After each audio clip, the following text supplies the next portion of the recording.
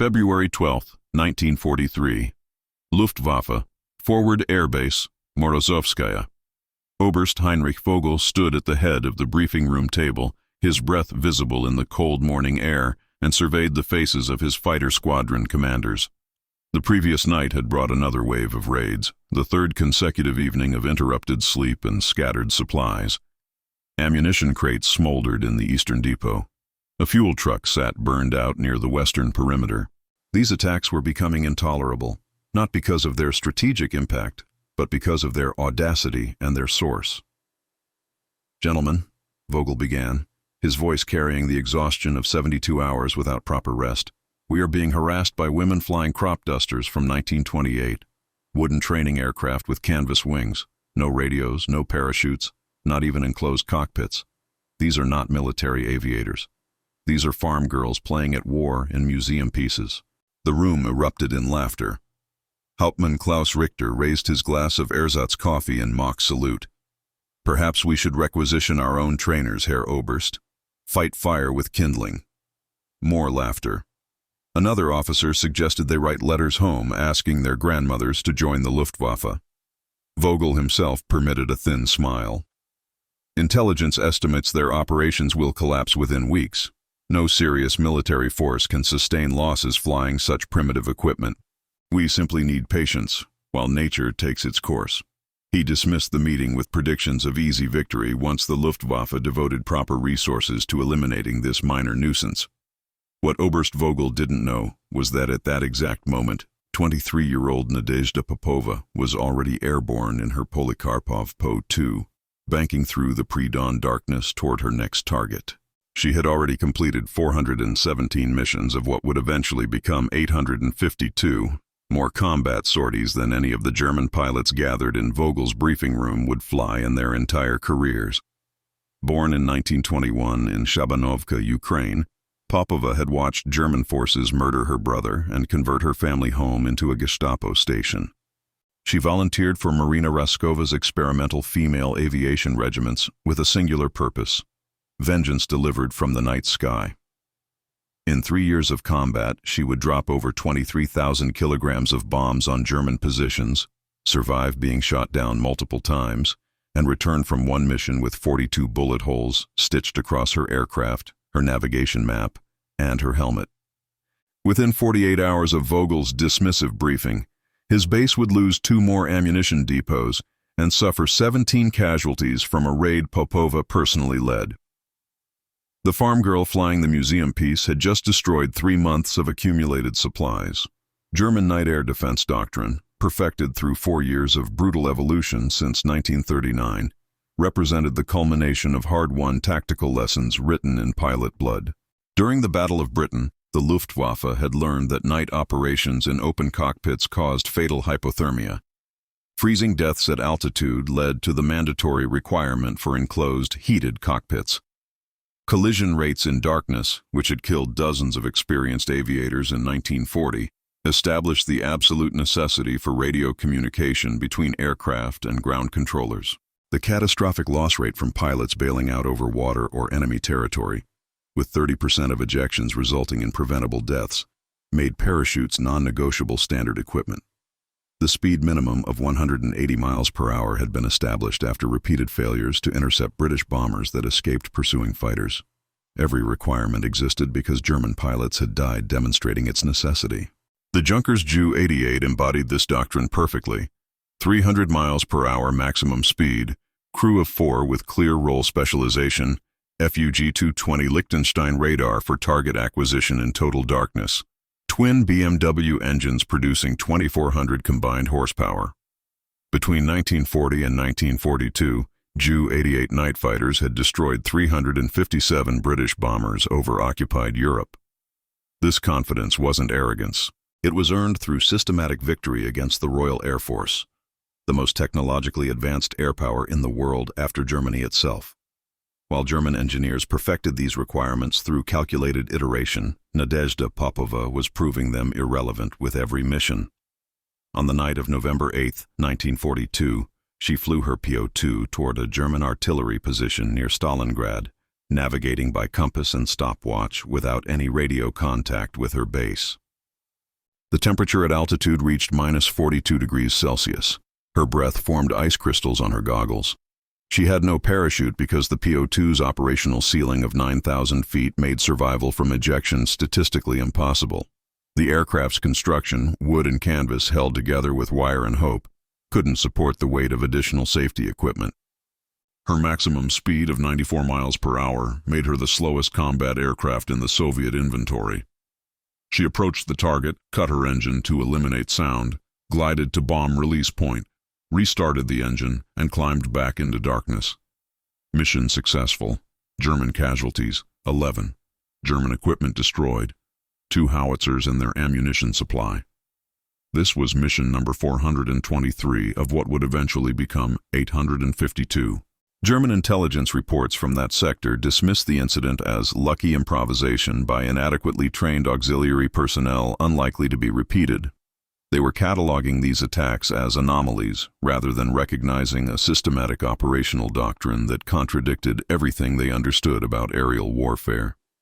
The Soviet response violated every principle German doctrine had established through years of methodical refinement and technological advancement. The Polikarpov PO-2 wasn't merely obsolete, it was archaeological. Designed in 1928 as a primary trainer for civilian flight schools, the aircraft represented technology from before the Nazi Party controlled Germany, before Stalin's first 5-year plan, before the Great Depression. Its construction materials were wood and canvas, literally plywood frames covered with doped fabric, earning it nicknames like flying kindling and cloth coffin. Any incendiary round that struck the fuselage would ignite the aircraft like a torch. The open cockpit subjected pilots to conditions that medical officers classified as torture. -40 degrees Celsius was standard at operational altitude, causing severe frostbite on exposed skin within minutes. Pilots' breath would freeze into ice formations on their eyelashes and goggles, requiring constant wiping to maintain visibility. There was no equipment whatsoever beyond the absolute minimum required to maintain flight. No radios meant communication happened through hand signals and prearranged visual cues. No parachutes meant every flight was a commitment to either successful landing or death. No armor meant the pilot sat completely exposed to ground fire, shrapnel, and the elements. The specifications told the story of inadequacy. 94 miles per hour maximum speed, less than half the German minimum engagement threshold, powered by a single 100 horsepower M11 5-cylinder radial engine that produced less power than a modern automobile. The Ju-88 carried 2,400 horsepower. The PO-2 cost $5,000 to manufacture and required 3 weeks of production time. The Ju-88 cost $80,000 and required 3 months. The absurdity was complete. Women, many barely 20 years old, flying wooden trainers older than themselves, converted to bombers through the primitive modification of adding bomb racks under the wings, dropping high explosives by hand calculation and visual estimation. What German engineers saw as fatal weaknesses, Nadezhda Popova transformed into tactical advantages that confounded every assumption underlying Luftwaffe doctrine. The PO-2's catastrophic simplicity meant there were almost no complex systems to damage. On March 4, 1943, Popova returned from a bombing run near Novorossiysk and counted 24 bullet holes stitched across her aircraft's fabric skin. The rounds had passed completely through the canvas fuselage without encountering anything vital enough to destroy. One bullet had torn through her navigation map. Another had punctured her leather helmet centimeters from her skull. In a metal aircraft like the Ju-88, bullets ricocheted internally, fragmenting and multiplying the wounding potential as they bounced between aluminum surfaces until finding flesh or critical equipment. Canvas offered no resistance. Bullets entered and exited, often without catastrophic effect. The rapid turnaround time that German bombers couldn't match became the PO-2's greatest strength when flying multiple sorties per night. Refueling took 4 minutes, accomplished with hand pumps and jerry cans. Reloading bombs required 3 minutes, 2 crew members manually lifting 100-kilogram bombs onto underwing racks. Total ground time, 7 to 8 minutes between missions. A Ju-88 required 45 minutes minimum for the same process, performed by specialized ground crews with complex equipment. This simplicity allowed Popova to fly 8, 10, sometimes 15 missions in a single night, delivering cumulative tonnage that rivaled heavy bombers while remaining impossible to intercept. Popova herself explained the paradox with characteristic directness. Germans designed aircraft to win their war through technological superiority. We designed tactics to win ours through technological irrelevance. If I'd been flying one of their metal coffins, that bullet would have ricocheted until it found me or something important. An official Luftwaffe technical assessment from January 15, 1943, concluded the following. Soviet deployment of female pilots in obsolete training aircraft represents a desperate measure indicative of catastrophic personnel and material shortages. The use of wood and fabric primary trainers in combat roles demonstrates declining manufacturing capacity and inability to produce modern combat aircraft in sufficient quantities. Analysis of captured PO2 specimens reveals construction techniques primitive even by 1920s standards. Wooden airframe offers no ballistic protection. Canvas covering provides no resistance to incendiary ammunition. Open cockpit exposes crew to environmental conditions incompatible with sustained operations. Complete absence of radio communication equipment, parachutes, armor plating, and defensive armament renders aircraft extraordinarily vulnerable to interception. Physics remains immutable. Superior speed, metal construction, and modern equipment systems invariably defeat inferior speed, obsolete materials, and primitive capabilities. Projected operational timeline suggests these improvised units will cease effective operations within 4 to 6 months due to unsustainable attrition rates. Current calculations demonstrate decisive German advantages. Speed ratio of 3.2 to 1, horsepower differential of 24 to 1, cost efficiency of 15 to 1 favoring German production. Assessment categorizes these operations as temporary morale impact only, primarily through sleep disruption of forward personnel. No serious operational threat to German military infrastructure exists. Strategic impact negligible. Recommendation: monitor but do not prioritize development of specialized countermeasures. Standard interception protocols sufficient. This assessment carried the full authority of the Reichsluftfahrtministerium and represented the consensus of Germany's premier aeronautical engineers. It was wrong.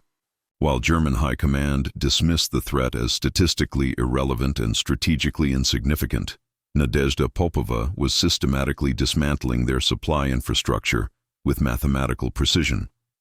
During the 2 weeks following that official assessment, between January 16th and January 30th, 1943, she personally conducted 37 missions targeting German logistics networks in the Caucasus region. She destroyed an ammunition train carrying artillery shells for 3 infantry divisions. She burned a fuel depot that had supplied 2 panzer battalions. She collapsed a headquarters building, killing a colonel and his entire staff. German logistics officers in the sector began recording unexplainable losses that contradicted the Reichsluftfahrtministerium assessment. Supplies disappeared, depots burned, transportation infrastructure collapsed. The reports described phantom attacks and unidentified raiders because acknowledging the actual source, women in antique trainers, would have invalidated the technical analysis their superiors had endorsed. By this point, Popova had conducted over 500 missions, rapidly approaching the 852 that would eventually make her one of the most decorated Soviet pilots of the entire war, male or female. She was destroying more German materiel per month than entire bomber squadrons flying modern aircraft. The farm girl in the museum piece was winning. The Germans had made a fatal calculation error, an assumption so fundamental to their doctrine that they never questioned its validity until Soviet tactics exposed the flaw. Their logic appeared mathematically sound and operationally unassailable. Ju-88 night fighters cruised at 300 miles per hour, while PO2 bombers struggled to reach 94 miles per hour, creating a speed advantage of 3.2 to 1. This ratio should have meant trivially easy interception and systematic destruction of the entire Soviet night bomber force within weeks of initial contact. German pilots had successfully intercepted and destroyed British Lancaster bombers flying at 280 miles per hour. Soviet bombers flying at 1/3 that speed should have been effortless targets. What they critically overlooked, what no Luftwaffe engineer had considered because it violated fundamental assumptions about aerial combat, was that interception requires matching the target's speed, not merely exceeding it. Aircraft cannot shoot what they cannot approach. The aerodynamic paradox centered on stall speeds, the minimum velocity below which wings cannot generate sufficient lift to maintain controlled flight. Ju-88 fighters stalled at approximately 120 miles per hour. Below that threshold, the aircraft entered uncontrolled descent and crashed. The POW-2 operated comfortably at 80 miles per hour and could glide with engine completely shut down at 60 miles per hour. The Soviet aircraft flew below the German minimum survivable speed. This created an impossible tactical scenario. German pilots had to either fly past their targets too fast to acquire firing solutions or reduce speed to maintain visual contact and risk catastrophic stall. No middle ground existed between these alternatives. September 14, 1942, near Stalingrad, Hauptmann Werner Schmidt attempted interception of a PO-2 formation. Schmidt reduced his airspeed to 130 miles per hour, attempting to match the Soviet bomber's velocity. The Soviet pilot, detecting Schmidt's approach through the distinctive sound of BMW engines, immediately throttled back to 70 miles per hour and entered a shallow glide. Schmidt's Ju-88 began displaying stall warnings. The control surfaces mushed. The wings wobbled. Airspeed indicator showed 125 miles per hour and dropping. He had 3 seconds to decide between aborting the attack or entering an unrecoverable stall at 4,000 feet altitude over enemy territory. He chose survival and broke off. His after-action report read, "Target speed below minimum engagement threshold. Interception impossible without risking aircraft loss. Recommend alternative tactics." No alternative tactics existed. Understanding this physics made Nadezhda Popova untouchable in ways German pilots found psychologically devastating. On the night of April 3, 1943, during one of 18 sorties she would fly that evening, establishing the single-night record for the entire 588th Regiment, Popova detected a Messerschmitt Bf-110 approaching from her starboard quarter. The distinctive growl of Daimler-Benz engines gave her 30 seconds warning. She immediately throttled her M11 engine to minimum power and pushed the stick forward, descending from 3,000 feet to 1,500 feet altitude, while reducing airspeed to 65 miles per hour. The German pilot made his first pass, overshooting by 200 meters because his closure rate was too high. He banked hard, came around for a second approach, and attempted to slow to firing speed. At 130 miles per hour, his aircraft began exhibiting pre-stall characteristics. The wings rocked. Control inputs became mushy and unresponsive. He could see Popova's aircraft, could identify it visually, could calculate the exact deflection needed for a killing burst. But he couldn't slow down enough to fire without falling out of the sky. On his third and final attempt, he approached stall speed with his wings wobbling violently, forced to choose between abandoning the attack or auguring into the frozen steppe below. He chose to abandon. Popova continued to her target, dropped her bombs on a German supply convoy, and returned to base. This tactic, repeated across her 852 missions, proved the PO-2's slowness was its greatest weapon. German engineers calculated thrust, weight, speed, firepower. They calculated everything except one variable. You cannot intercept what flies slower than your minimum speed. And Nadezhda Popova flew slower than physics allowed Germans to chase.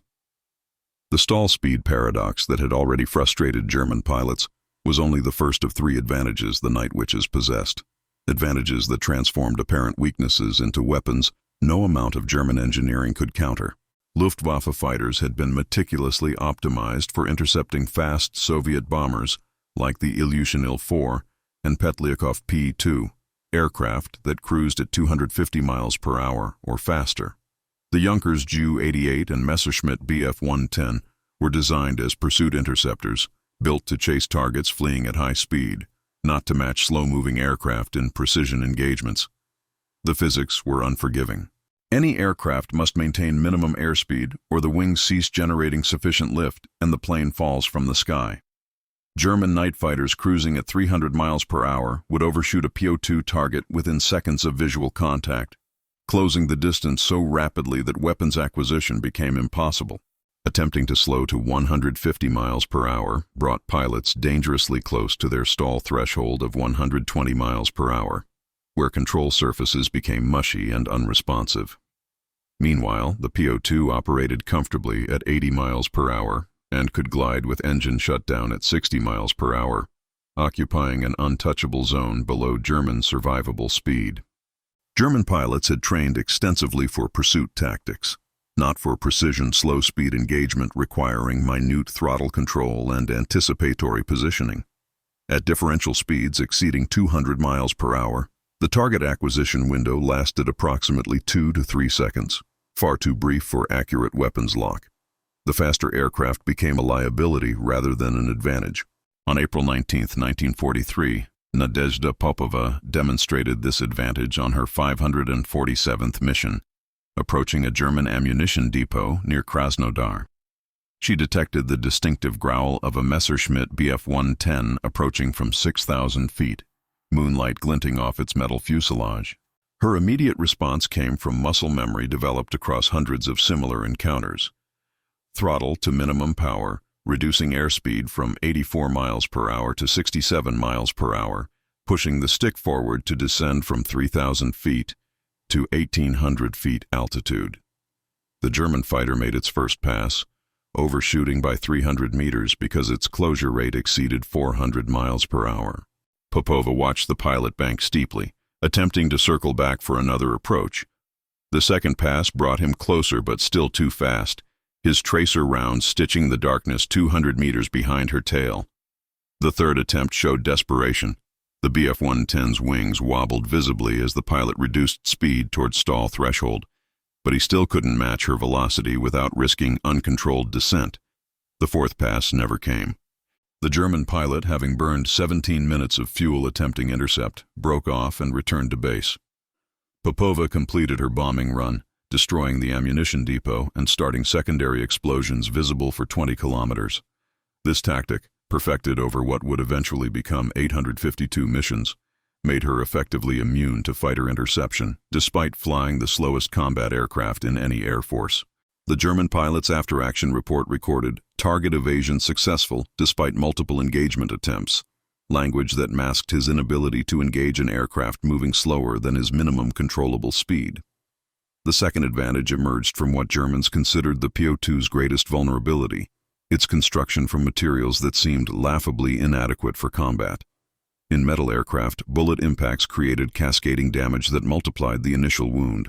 A single round striking aluminum fuselage would penetrate the skin, creating shrapnel fragments that ricocheted inside the enclosed space, severing hydraulic lines, puncturing fuel tanks, fragmenting into crew compartments. German ammunition had been specifically designed for engaging metal targets. Explosive rounds that detonated inside aircraft structures, incendiary tracers that ignited fuel vapor, armor-piercing projectiles engineered to penetrate protective plating. Each round type represented sophisticated engineering optimized for destroying modern combat aircraft. When these rounds struck canvas and wood, their sophisticated mechanisms became irrelevant. A bullet passing through fabric canvas transferred minimal energy, entering one side and exiting the other without encountering resistance sufficient to trigger explosive mechanisms or create secondary damage. The fabric might tear, but tears didn't propagate catastrophically through canvas the way cracks spread through stressed aluminum. Wood frames absorbed bullets by creating clean holes unless the round directly struck a primary structural spar, which occupied perhaps 5% of the aircraft's total volume. The vital systems, engine and fuel tank and crew, occupied such a small percentage of the PO-2's total volume that most bullet strikes hit empty space. Canvas tears didn't meaningfully affect aerodynamics the way metal punctures created drag-inducing holes. Repairs required 30 minutes to patch canvas tears with needle and thread, while metal damage required hours of welding by specialized technicians. German pilots were increasingly reporting direct hits producing no visible effect. Bullets clearly striking targets, but aircraft continuing to fly as if undamaged. Luftwaffe intelligence reports noted with frustration that confirmed hits were not translating to confirmed kills. During her 591st mission on May 7, 1943, Nadezhda Popova proved this advantage definitively when she encountered concentrated ground fire from a German mobile anti-aircraft battery equipped with quad-mounted 20mm cannons.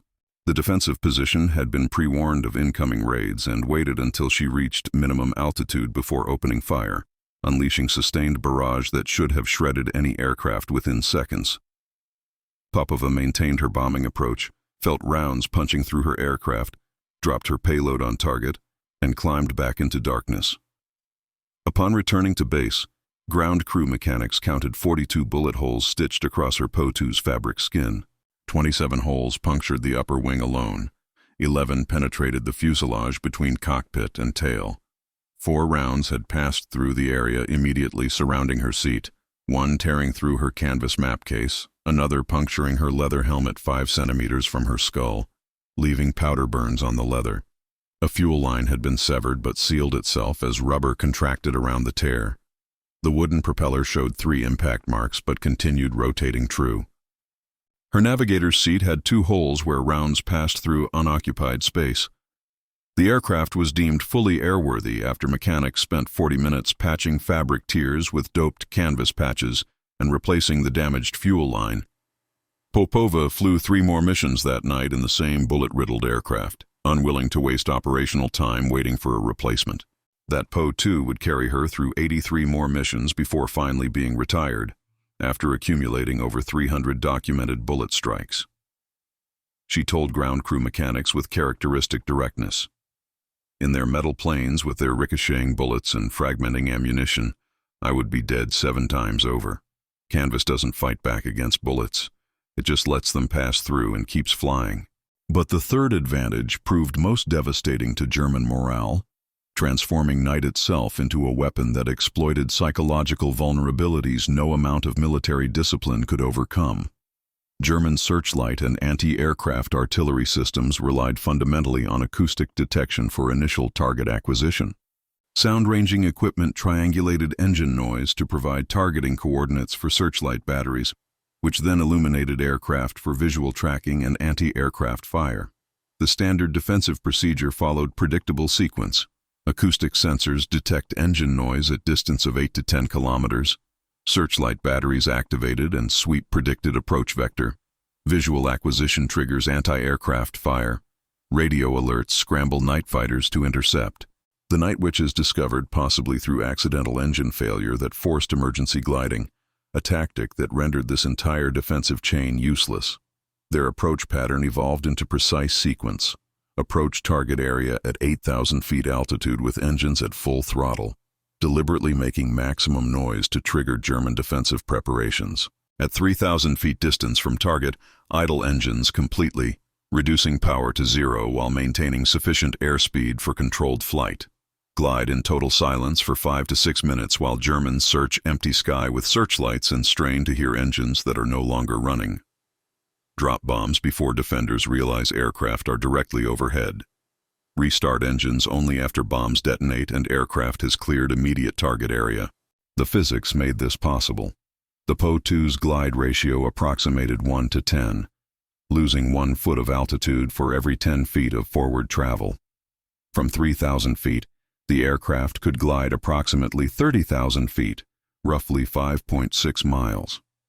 At gliding speed of 60 miles per hour, this silent approach lasted 5.6 minutes. The only sound audible from ground level was wind whistling through canvas-covered wings, a soft rustling completely unlike engine roar, easily mistaken for natural wind sounds. The psychological effect devastated German defenders who heard approaching engines, prepared defenses, then heard nothing and saw nothing before bombs exploded among them. On the night of June 28, 1943, Nadezhda Popova used this silent approach 18 times, establishing the single-night sortie record for the entire 588th Regiment. On her 7th mission of that extraordinary night, she targeted a German forward command post 3 kilometers behind front lines, a hardened structure housing divisional staff coordinating defensive operations. She approached at full throttle from 8,000 feet, her M11 engine audibly announcing her presence from 6 kilometers distance. German searchlight batteries activated, sweeping predicted approach vectors, anti-aircraft guns elevated to firing positions. At 2,800 feet altitude and 3.2 kilometers from target, Popova cut her engine completely. The sudden silence confused German defenders who had clearly heard the approaching aircraft seconds earlier. Searchlights continued sweeping empty sky while anti-aircraft crews searched for targets their acoustic sensors had lost. Popova glided directly over German positions at 1,900 feet altitude, low enough that she could hear soldiers calling to each other below. Wo sind die Flugzeuge? Where are the planes? Searchlight beams crossed above her, passing through empty air while her dark silhouette glided beneath their focus point. She dropped both bombs on the command post from 1,700 feet. Perfect accuracy possible because she had 5 full minutes of silent approach to refine her aim. The explosions illuminated German faces turned upward, eyes searching darkness for aircraft they couldn't hear and hadn't seen. Secondary explosions indicated ammunition storage in the command post basement. Popova restarted her engine only after clearing the target area by 2 kilometers, climbing back to 8,000 feet to begin her approach for Mission 8. She would repeat this silent approach across all 18 missions that night, delivering 36 bombs while German defenders fired over 2,000 anti-aircraft rounds at empty sky, confused and demoralized by an enemy that appeared as explosions without warning. Across her 852 missions, this silent gliding approach became her signature tactic, one that Wehrmacht soldiers described with superstitious dread as proof the Soviet women possessed supernatural abilities. She dismissed such talk with sardonic humor. We were ghosts they couldn't fight, but we weren't supernatural. We were simply using physics they'd forgotten to account for. They feared the silence more than the bombs because silence meant they were helpless. Your German technical superiority on paper meant nothing in operational reality, a truth revealed through metrics that contradicted every assumption Wehrmacht logistics officers had been trained to apply. The Junkers Ju-88 night fighter embodied impressive specifications that should have dominated Soviet airspace. 300 miles per hour maximum speed, 2,400 combined horsepower, sophisticated Fuji-220 radar for target acquisition, radio communication networks, armor protection for crew, complement of 4 specialized personnel. Production required $80,000 per aircraft, and 3 months of skilled manufacturing at dedicated facilities. These sophisticated machines achieved operational tempo of 1 to 2 sorties per night maximum, constrained by complexity. Maintenance between missions consumed 3 to 4 hours. Comprehensive systems checks across electronic equipment, hydraulic systems, engines requiring precise synchronization, refueling through sealed systems, rearming with specialized ammunition, mandatory crew rest for 4 personnel coordinating in high-stress environment. Crew fatigue accumulated rapidly given the cognitive demands of operating complex equipment in darkness. The average Ju-88 night fighter accumulated 40 to 60 missions before loss or crew rotation, considered acceptable career length for sophisticated aircraft and extensively trained personnel. Survival rates approximated 60%, with losses divided between combat, weather-related crashes, navigation errors in darkness, and mechanical failures of complex systems. The POWs' primitive specifications suggested operational inadequacy: 94 miles per hour maximum speed, 100 horsepower from single engine, no radar systems, no radio communication, no protective armor, crew of 2. Production cost $5,000 per aircraft and required 3 weeks at facilities with minimal skilled labor requirements. These apparently inadequate machines achieved operational tempo of 8 to 18 sorties per night routinely, the difference creating multiplicative advantage. Maintenance between missions totaled 7 minutes, 4 minutes for refueling with hand pumps and jerry cans, 3 minutes for manually loading bombs onto underwing racks. No complex systems required checking. No specialized equipment needed calibration.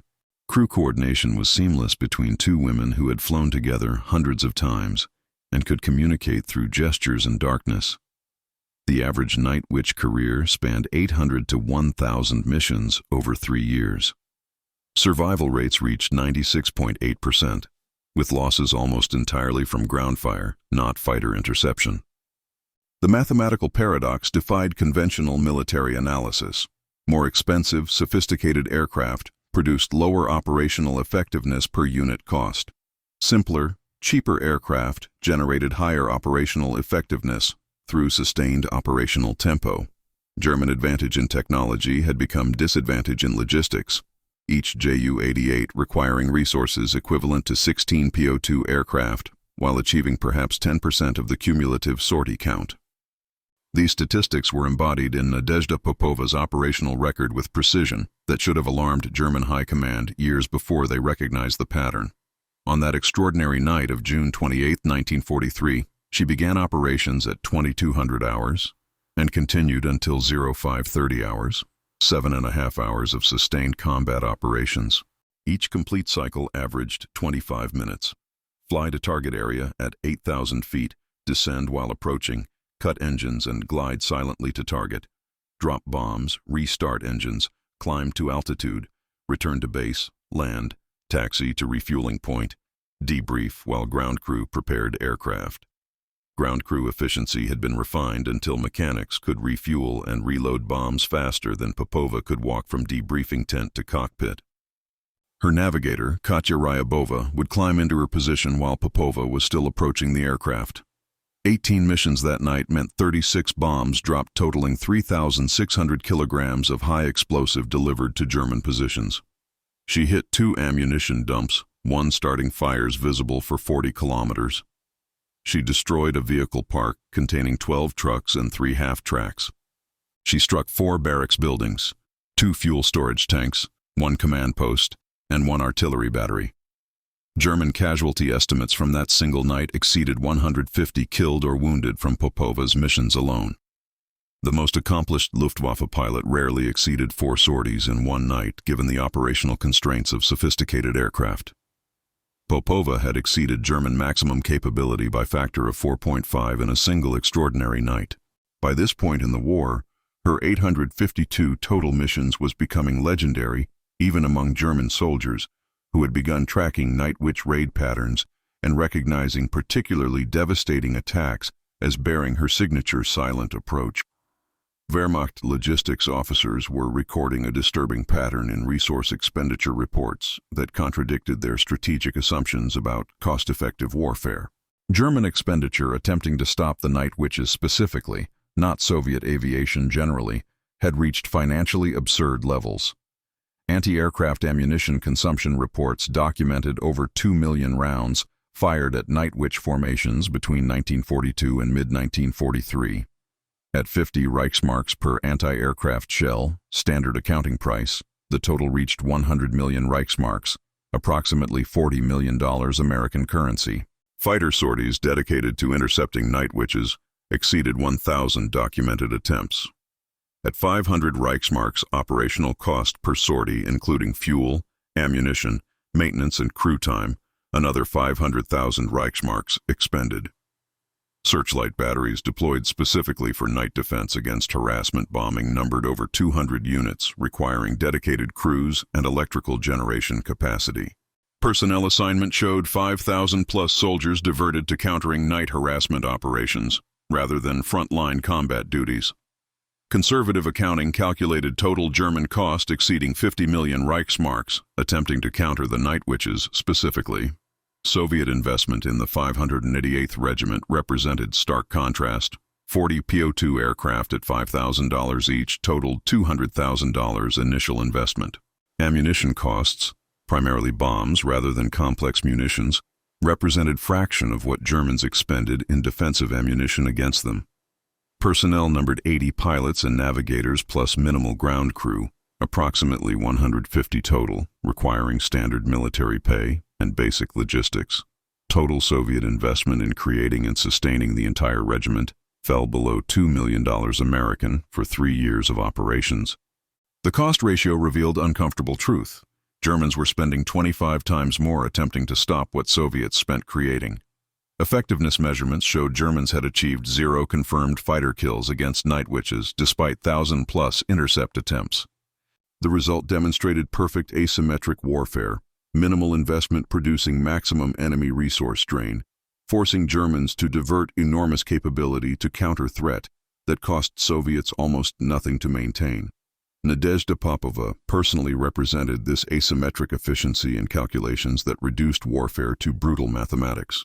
If German anti-aircraft batteries fired average 1,000 rounds attempting to hit her aircraft per mission, conservative estimate given known defensive concentrations, her 852 missions meant Germans had expended approximately 852,000 rounds, specifically targeting one woman. At 50 Reichsmarks per round, Germans had spent 42,600,000 Reichsmarks, roughly $17 million, attempting to kill a single Soviet pilot. She survived. Her bombs across those missions destroyed conservatively estimated 250 tons of ammunition in depot strikes, 60 vehicles of various types, 17 fuel storage facilities, 8 command posts, and infrastructure whose replacement value exceeded 100 million Reichsmarks. The value of German material she destroyed exceeded the cost Germans spent trying to stop her by a factor of 2.3. Any rational cost-benefit analysis would conclude that allowing her to operate freely would cost less than attempting interdiction. The average United States Army Air Force's bomber crew rotated home after completing 25 missions, considered full combat tour. Popova had completed equivalent of 34.08 full American combat tours without rotation, without extended leave, across 3 years of sustained operations. She represented more combat sorties than entire squadrons of German night fighters accumulated collectively. Her 852 missions made her one of the most cost-effective weapons in the Soviet arsenal. $2 million investment in her training and equipment had produced $17 million in enemy expenditure and 100 million Reichsmarks in destroyed German material. German high command was beginning to realize that killing women in wooden biplanes was costing more than those women were costing the Soviets, and Nadezhda Popova had no intention of stopping. As German high command grappled with the resource drain, frontline intelligence was about to deliver a shocking revelation that would transform tactical frustration into ideological crisis. October 24, 1942, near Maikop in the Northern Caucasus.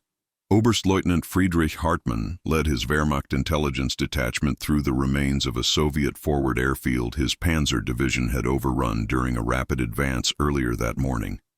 The Soviets had evacuated hastily, leaving behind scattered equipment and paperwork in their operations tent. Hartmann's translator, Gefreiter Klaus Zimmermann, sifted through abandoned documents while soldiers secured the perimeter. The first document appeared routine. A flight roster for the 588th Night Bomber Regiment dated October 1942. Zimmermann read the names aloud. Lieutenant Nadezhda Popova, Navigator Katya Ryabova, Lieutenant Yevdokia Nosal, Navigator Irina Kashirina. The names registered as clearly feminine, but Zimmermann initially assumed clerical error, or perhaps support personnel mistakenly listed among combat crew. The second document eliminated that possibility. Personnel records showing birth dates and biographical details. Ages ranged from 18 to 23. Service categories explicitly listed pilot and navigator. The third document, award citations dated September 1942, mentioned pilot-navigator pairs using feminine grammatical forms throughout Russian text. Zimmermann brought the documents to Hartmann with visible confusion. Hartmann's first response was dismissive. Propaganda materials intended to boost morale by exaggerating women's contributions, or perhaps instructors at training facilities. But cross-referencing with captured pilot logbooks told different story. The same feminine names appeared across hundreds of mission entries spanning 6 months. Individual logs showed mission counts exceeding 200 sorties. Mission targets matched known harassment raid patterns: ammunition depots, fuel storage, vehicle parks, command posts. Times and dates corresponded with documented German casualties and material losses. One logbook belonged to Lieutenant Nadezhda Popova. 437 missions recorded between May and October 1942, averaging nearly 3 missions per night operational. Hartmann stared at the numbers, trying to find the error that would make sense of impossible data. No error existed. These were actual combat pilots flying actual combat missions. The report he sent up chain of command carried red urgent classification. Intelligence assessment requires immediate verification. Enemy 588th Night Bomber Regiment appears to consist primarily or entirely of female combat personnel. Captured documentation suggests operational deployment since May 1942.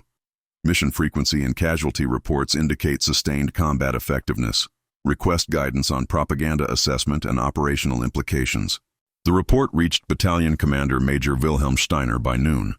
Steiner dismissed it as misinterpretation of Soviet administrative terminology, possibly gender-neutral Russian words translated incorrectly. Multiple confirmations arrived that same week from different sectors along the front. A PO-2 shot down by ground fire near Armavir on October 26 yielded female pilot's body and flight documentation showing 318 missions. Another crash near Krasnodar on October 29 produced similar evidence. By November 2nd, reports from 3 separate Army groups confirmed the pattern. Division forwarded to Corps. Corps escalated to Army Group. Army Group Intelligence compiled summary for Wehrmacht High Command. On November 7, 1942, General Major Ernst Kruger presented findings to senior Luftwaffe officers in a classified briefing at Eastern Front headquarters. The conference room held 24 officers representing fighter commands, night operations, and strategic planning. Kruger displayed captured photographs, translated documents, prisoner interrogation transcripts from non-Night Witch female Soviet personnel, who confirmed the 588th's composition. Intelligence had identified aircraft serial numbers appearing in multiple raid reports across 8 months, same aircraft conducting hundreds of sorties. Cross-reference analysis matched Night Witch operational patterns with documented attacks. The conclusion was unavoidable and humiliating. Women flying wooden training aircraft had been responsible for harassment operations that cost the Wehrmacht millions of Reichsmarks in destroyed materiel and thousands of interrupted sleep hours that degraded combat effectiveness across entire divisions. The revelation created crisis within Wehrmacht command structure that transcended tactical considerations and struck at ideological foundations. Initial disbelief persisted among many officers who demanded additional verification despite overwhelming evidence. Unable to reconcile operational reality with doctrinal assumptions about women's capabilities and Soviet desperation. The humiliation cut deeper than military defeat. Elite Luftwaffe pilots, products of years of expensive training flying sophisticated aircraft, had been systematically beaten by young women flying obsolete crop dusters. The propaganda problem seemed insurmountable. How could High Command explain to German public and frontline troops that their technological superiority meant nothing against an enemy that violated every principle of modern warfare? Nazi ideology regarding women's proper roles as mothers and homemakers collided violently with operational evidence of female combat effectiveness. Some officers began questioning what else German intelligence had been wrong about regarding Soviet capabilities and determination. Specific reactions varied by service branch and personality. Luftwaffe fighter pilots began requesting transfers to other theaters rather than continue admitting they couldn't intercept women in biplanes. Multiple officers insisted on bureaucratic language in reports, referring exclusively to Soviet night harassment units to avoid explicitly acknowledging gender in official documentation. Luftwaffe High Command actively suppressed detailed information about the 588th's composition, fearing widespread morale impact if regular troops learned the full truth. Frontline soldiers reacted differently, grudging respect mixed with superstitious fear. The nickname Nachthexen spread rapidly through forward units despite official discouragement, soldiers needing explanation for attacks that seemed supernatural in their precision and inevitability. Some German units formally requested dedicated anti-Night Witch resources, acknowledging the specific threat. Others refused to discuss the gender issue at all, focusing purely on tactical challenges. Official Wehrmacht directive issued November 12, 1942, attempted damage control through linguistic sanitization. Operational Order 4427. All references to enemy night bomber personnel in official reports shall employ standard military terminology without specific reference to gender characteristics. This directive is issued to maintain operational focus on tactical considerations and prevent unnecessary speculation that may negatively impact troop morale and operational efficiency. Commanders are reminded that the enemy's operational capabilities, not the composition of enemy forces, constitute relevant intelligence for tactical planning purposes. The order's careful language revealed the anxiety it attempted to suppress. Acknowledging women's combat effectiveness meant acknowledging ideological premises were wrong. an impossibility for a regime built on those premises. While German command struggled with revelations that contradicted their worldview, Nadezhda Popova continued flying missions without pause or awareness that her identity had become subject of Wehrmacht intelligence analysis. On November 7, 1942, the exact day General Major Kruger briefed senior officers about the 588th Regiment's composition, Popova was flying her 502nd mission, targeting a German artillery park near Nalchik. She navigated by compass and stopwatch through -38-degree temperatures at 4,000 feet, approached in silence after cutting her engine at 3 kilometers distance, dropped both bombs with precision developed across 500 previous attempts, destroyed 2 howitzers and their ammunition caisson, and returned to base for refueling. Whether Germans knew she was female made no difference to the explosions that killed their soldiers or destroyed their equipment. She flew because her brother was dead and her home had become Gestapo headquarters, and fascists needed to die. Gender was irrelevant to that mathematics. By the time Germans confirmed her regiment's composition in November 1942, she had already completed 507 of her eventual 852 missions, well past the halfway point of a combat career that would make her among the most decorated pilots in Soviet military history. On November 14th, 1 week after the Wehrmacht briefing, she flew 7 missions in a single night, destroying a fuel depot, 2 supply trucks, and a forward observation post. German logistics recorded these as unexplained losses in Nalchik sector. Her quote to a visiting Soviet journalist that month captured her perspective. "We didn't fly to prove women could fight. We flew because fascists invaded our country and needed to be destroyed. Whether Germans knew we were women made absolutely no difference to our bombs or their casualties. The discovery changed nothing operationally. Night witches continued flying. Germans continued dying. After the war, Soviet and Allied interrogators collected testimonies from German prisoners during systematic debriefings conducted between 1945 and 1946. Interrogators routinely asked captured Wehrmacht personnel about Eastern Front experiences, particularly regarding specialized Soviet units and tactics. When questioning turned specifically to night operations and the 588th Regiment, unexpected consistency emerged in responses across hundreds of interviews. Even hardened Waffen-SS officers who maintained stoic silence on most topics showed visible emotional reactions when asked about the night witches. Some became defensive, others animated with frustrated gestures. The pattern repeated across collection centers from Berlin to Siberian prison camps. These pilots and soldiers had been profoundly affected by an enemy they couldn't defeat. Oberleutnant Hans Weber, Ju-88 night fighter pilot with Nachtjagdgeschwader 4, captured May 1945 near Prague, testified during interrogation at Stalag facility in July 1945. "I received orders to intercept Soviet night harassment units in March 1943. Command gave us technical briefings about the PO-2 aircraft but never mentioned the pilots were women. I learned that fact only after Germany surrendered, from Soviet interrogators. I personally attempted interception 17 separate times between March and August 1943. 17 failures. The aircraft flew below my minimum controllable speed.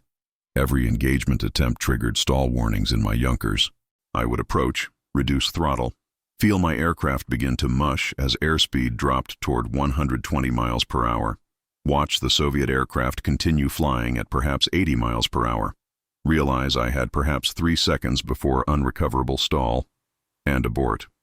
It was professionally humiliating. I had trained 4 years to master the Ju-88. I had successfully engaged British Lancaster bombers. I understood air combat doctrine thoroughly. Then a wooden biplane from 1928 made me appear incompetent. When I learned after surrender that those pilots were women, I had no adequate response. We couldn't intercept them because physics made interception impossible at their operational speeds. Their gender was tactically irrelevant. They had exploited aerodynamic principles more effectively than our engineers had accounted for. Hauptmann Otto Richter, anti-aircraft battery commander, Eastern Ukraine sector, captured January 1945, testified in March 1945, my flak battery expended approximately 48,000 rounds at night witch formations between July 1942 and September 1944. We achieved perhaps 4 confirmed hits, resulting in aircraft losses across 26 months of sustained engagement. Standard defensive procedure became useless against their tactics. They would approach with engines audible from 8 kilometers distance. We would activate searchlights, elevate guns to calculated intercept angles, prepare firing solutions, then silence. Complete silence. We would fire at projected positions based on last known bearing and altitude, but we were shooting at empty sky. Sound would return only after bombs detonated, by which time aircraft had departed target area. The psychological effect on my gun crews was severe and cumulative. Men became superstitious, refusing to light cigarettes at night, believing the women possessed supernatural night vision. We feared the silence more than the explosions because silence meant helplessness. Learning definitively that they were women only reinforced the sense that we had fundamentally underestimated this enemy's capabilities and determination. Common themes emerged across testimonies without requiring repetition. Nearly every account mentioned the unnerving silence and its psychological impact on German personnel. Repeated descriptions of failed interceptions attributed failures specifically to speed differential and stall speed limitations. Almost universal shock appeared in responses when interrogators confirmed the 588th Regiment's all-female composition. Many prisoners, initially assuming Soviet propaganda, had exaggerated women's involvement. Others acknowledged gender made no operational difference given the measurable effectiveness of the tactics employed. Variants of "we couldn't intercept what flew slower than our minimum speed" appeared in dozens of separate accounts. Several prisoners mentioned specific Night Witch aircraft identified by repair patch patterns or distinguishing markings. Multiple testimonies acknowledged that Wehrmacht propaganda about Soviet technical and tactical inferiority had been demonstrably wrong, at least regarding night harassment operations. Some testimonies referenced Nadezhda Popova specifically, though typically without knowing her name at the time of encounters. Lieutenant Paul Schmidt, infantry company commander, 198th Infantry Division, captured April 1945 near Berlin, testified in June 1945. One particular aircraft became recognizable to personnel in my sector through distinctive pattern of canvas patches on both wings and fuselage. This aircraft appeared over our positions in the Kuban region with remarkable frequency throughout 1943, averaging perhaps 3 times weekly. We began informally calling it the Phantom, because it consistently arrived in complete silence despite our acoustic early warning procedures. I personally witnessed this aircraft's attacks on 11 separate occasions. On August 4, 1943, it destroyed our primary ammunition depot, starting fires that burned for 14 hours. On September 22nd, it struck our regimental command post, killing Colonel Hartmann and 6 staff officers. On October 8th, it eliminated a fuel truck convoy, destroying 8 vehicles. Soviet records I was shown during interrogation indicated this aircraft was almost certainly flown by Lieutenant Nadezhda Popova, who completed over 852 total combat missions during the war. That single pilot flew more combat sorties than my entire division's air support units combined. We never came remotely close to shooting her down despite concentrated attempts. She was effectively untouchable. Popova herself had been aware that Germans were capturing Soviet personnel and likely interrogating them about Night Witch operations, but this knowledge affected neither her mission tempo nor her tactical approach. Intelligence briefings occasionally mentioned captured German documents referencing the 588th Regiment, confirming that Wehrmacht had identified their unit and was attempting to develop countermeasures. Her response was characteristically direct focus on mission objectives rather than concerns about enemy perceptions. Throughout 1943 and 1944, as Germans captured her comrades and extracted testimonies, her sortie rate remained consistent at 8 to 12 missions per night during active operations. By May 1945, when Germany surrendered, she had accumulated 852 total missions, including the legendary night in June 1943, when she established the regiment's single-night record of 18 sorties. Her 852 missions became documented not just in Soviet military records and award citations, but inadvertently in German prisoner testimonies that described her tactics, her aircraft's markings, and the cumulative impact of her sustained operations. After the war, when informed about German POW statements regarding the Night Witches generally and herself specifically, her reflection focused on outcomes rather than recognition. We did what required doing. Whether they respected us or feared us or felt humiliated by us was their concern, not ours. Our concern was killing fascists and liberating our country. We succeeded. That's what mattered. The testimonies confirmed what Germans had discovered too late to develop effective countermeasures. The Night Witches weren't propaganda exaggerations or desperate anomalies. They were among the most tactically effective and cost-efficient weapons deployed on the Eastern Front, and Nadezhda Popova was among the deadliest of them all. When the war in Europe ended on May 9, 1945, Nadezhda Popova's final record stood as testament to what Germans had dismissed as impossible 3 years earlier, when Oberst Vogel had laughed at women flying crop dusters. She had completed 852 combat missions, more sorties than entire squadrons of German night fighters would fly in their collective careers. Her operational period spanned from June 1942 through May 1945, nearly 3 full years of sustained nightly combat, averaging 28 missions per month. She never missed more than 4 consecutive nights except when weather grounded all aircraft. Each mission averaged 90 minutes from takeoff to landing, accumulating over 1,200 flight hours in combat conditions. Across those 852 missions, she personally dropped approximately 170 tons of bombs on German positions, destroying ammunition depots, fuel storage facilities, vehicle convoys, command posts, and artillery batteries. She survived the entire war without being shot down by fighters, though ground fire damaged her aircraft on dozens of occasions, most famously the mission where she returned with 42 bullet holes stitched across canvas and wood. The Soviet Union awarded her the Hero of the Soviet Union Medal, the nation's highest military honor, along with multiple orders of the Red Banner and Red Star. She accumulated more decorations than most male pilots who flew a fraction of her mission count. The magnitude of these numbers requires context to appreciate fully. The most accomplished German night fighter pilots completed 40 to 60 missions before rotation, loss, or war's end. Popova flew 14 times that number. The United States Army Air Forces rotated bomber crews home after 25 missions, considering that a complete combat tour. Popova completed the equivalent of 34 full American tours of duty without rotation or extended leave. The average Soviet male bomber pilot accumulated 150 to 300 missions if they survived the war.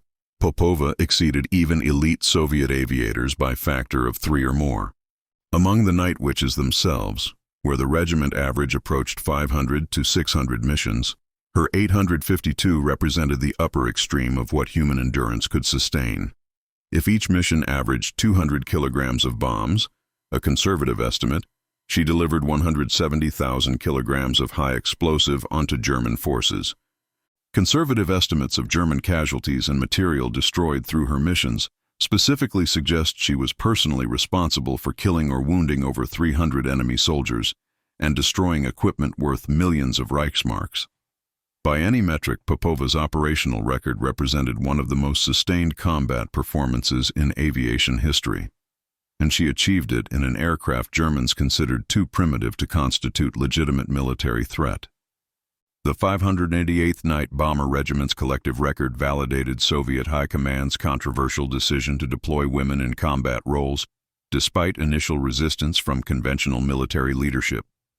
The regiment flew approximately 23,000 combat sorties between May 1942 and May 1945, 3 years of continuous nightly operations across the Eastern Front, from Caucasus to Berlin. They dropped over 3,000 tons of bombs, destroyed hundreds of ammunition dumps, thousands of vehicles, and countless German installations. Conservative estimates place German casualties inflicted by the regiment at over 5,000 killed or wounded, though actual numbers likely ran higher, given unrecorded tactical impacts.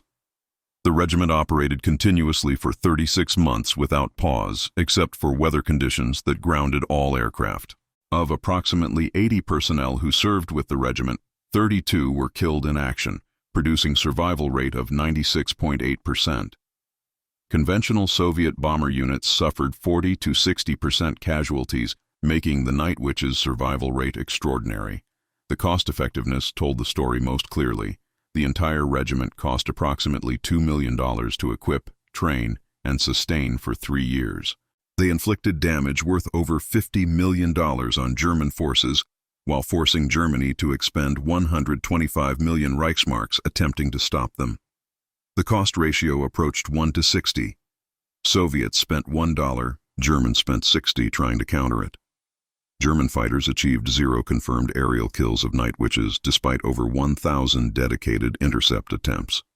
Almost all regiment losses came from ground fire, not air combat, validating the stall speed paradox that made them effectively immune to fighter interception. But numbers alone don't capture the strategic value the night witches provided beyond measurable destruction.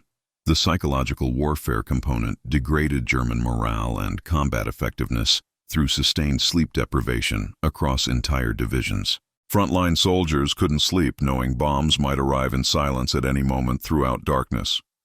Resource diversion tied down over 5,000 German soldiers in dedicated air defense roles, personnel desperately needed on collapsing fronts after Stalingrad and Kursk.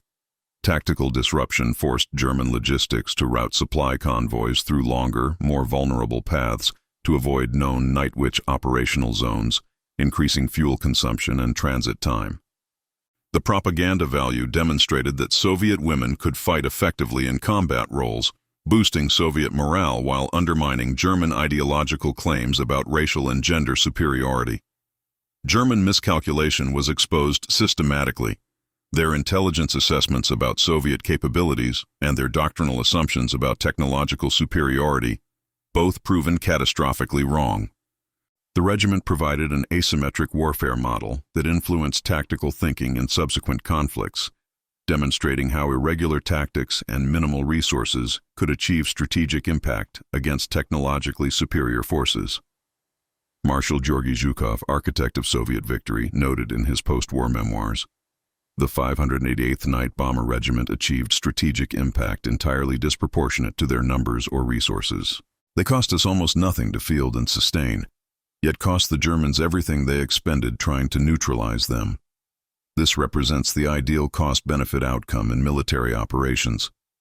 The 588th Regiment proved that in warfare, technological superiority matters less than tactical innovation, and determination can overcome engineering advantages. Popova's 852 missions embodied this principle across 3 years of nightly proof. After the war ended, Nadezhda Popova faced challenges that differed fundamentally from nightly bombing runs, but proved equally demanding. Initial recognition came swiftly. Hero of the Soviet Union ceremonies, victory parades through Moscow where crowds cheered the night witches, speeches before Communist Party officials celebrating women's contributions to victory. But returning to civilian life after 3 years of sustained combat created psychological difficulties no medal could address. She had spent over 1,000 nights expecting to die, had watched 32 comrades killed, had survived dozens of close calls where bullets missed her skull by centimeters. That experience doesn't vanish with peace. She continued in aviation, working as flight instructor training the next generation of Soviet pilots, then later in administrative roles within Soviet Air Force structure. She married Semyon Kharlamov, a fighter pilot she had met after being shot down in 1942, a man who understood combat trauma because he carried his own. They raised a son who became general in the Belarusian Air Force, continuing the family's aviation tradition. She maintained close relationships with surviving squadron mates, attending reunions where they remembered the dead and told stories outsiders couldn't comprehend. She spoke occasionally about her wartime experiences but often deflected questions, uncomfortable with being treated as exceptional when she considered herself simply someone who did what circumstances required. Soviet recognition fluctuated with political climate. Stalin suppressed many war heroes he perceived as potential rivals, though Popova's gender perhaps protected her from worst paranoia. Official Soviet military histories documented her missions, and propaganda materials during and after the war featured the night witches prominently. She lived until 2013, dying at age 91 in Moscow, having witnessed the Soviet Union's collapse and Russia's emergence from its ruins. For decades, the night witches remained virtually unknown in the West, their story dismissed as Soviet propaganda during Cold War tensions when anything emerging from Moscow faced automatic skepticism. Western military historians focused on Western Front operations, D-Day, and strategic bombing campaigns, while Eastern Front stories languished in inaccessible Russian archives. The 1980s and 1990s brought change as glasnost allowed more information to emerge from Soviet records previously classified or restricted. Western historians gained access to Russian archives and began documenting what had been dismissed as exaggeration. Books appeared in the 1990s and 2000s, bringing Night Witch's story to English-speaking audiences. Documentaries followed as filmmakers recognized the narrative power. German testimonies from POW interrogations, declassified decades after the war, validated Soviet accounts completely, eliminating skepticism about whether these events actually occurred as described. Recognition accelerated through 2000s and 2010s as the story reached mainstream awareness. Museums featured Night Witches exhibits, including the Russian Air Force Museum in Moscow and aviation museums worldwide. Monuments and memorials were erected in Russian cities where regiment members had lived. Schools and streets carried their names, ensuring future generations would know what they accomplished. Films, books, and documentaries continued proliferating as each generation discovered the story anew. Popova specifically was honored with monuments in her hometown and inclusion in every comprehensive account of the Night Witches' operations. The story of Nadezhda Popova and the Night Witches transcends its historical moment to illuminate universal principles about warfare, human capability, and the fatal consequences of underestimation. Regarding warfare itself, their experience demonstrated that asymmetric tactics can defeat technological superiority when properly employed against opponents who fail to adapt. Psychological impact sometimes exceeds physical damage and strategic value, as sleep-deprived German soldiers proved less effective in combat, regardless of material losses. Innovation matters more than raw resources when tactical creativity exploits enemy vulnerabilities. Most critically, underestimating any enemy creates fatal blindness to actual threats, until too late for effective countermeasures. German assumptions about gender capabilities and aircraft primitiveness created cognitive blindness that prevented them from recognizing the threat until after sustaining massive losses. Prejudice produces vulnerabilities that determined enemies will exploit. What appears as your enemy's weakness may actually be their greatest strength when they understand how to weaponize what you dismiss. Regarding human determination, flying 852 missions required resilience that defied normal psychological boundaries. Each mission carried real possibility of death from ground fire, mechanical failure, weather, or navigation error. Yet Popova climbed into her POW night after night for 3 years, knowing each sortie might be her last. The physical toll was permanent. Frostbite scars, hearing damage from sustained engine noise, injuries from hard landings never fully healed. The psychological toll remained invisible but no less real. Survival required extraordinary skill, considerable luck, an absolute refusal to quit despite fear and exhaustion and loss. Regarding physics and engineering, the Night Witches proved that sometimes simple design beats complex sophistication when operational requirements favor different characteristics than engineers anticipated. Canvas and wood survived better than metal against bullets in specific circumstances. Understanding your operational environment matters more than abstract technical superiority, as the stall speed paradox demonstrated conclusively. Constraints force innovation that abundance never produces, leading to tactics like silent gliding that wouldn't emerge from resource-rich development programs. The right tool for any job isn't always the most advanced option available. Oberst Heinrich Vogel, who had laughed in that February 1943 briefing room about women flying crop dusters, never understood what Nadezhda Popova and her sisters proved across 852 missions flown in darkness, while German soldiers cowered below. He calculated speed and horsepower and modern equipment, confident that technology would crush primitiveness as naturally as metal crushes wood. He never calculated determination that flies into anti-aircraft fire night after night despite fear. He never calculated innovation that turns slowness into tactical advantage and silence into psychological weapon. He never calculated the will that sustains 1,000 nights of missions, knowing each might end in flames and frozen earth. His calculations were perfect and entirely wrong. The night witches proved that courage doesn't require the best equipment, that skill can overcome raw power when properly applied, and that determination makes physics itself irrelevant to those who refuse to accept limitations.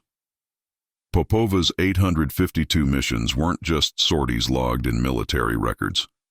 They were proof that Germans calculated everything except the variable that mattered most, the refusal to quit.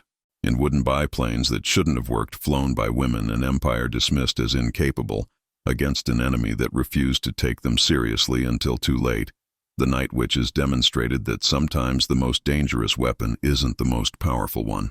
It's the one your enemy never sees coming until it's already overhead in the darkness, silent and inevitable, delivering consequences for the fatal sin of underestimation.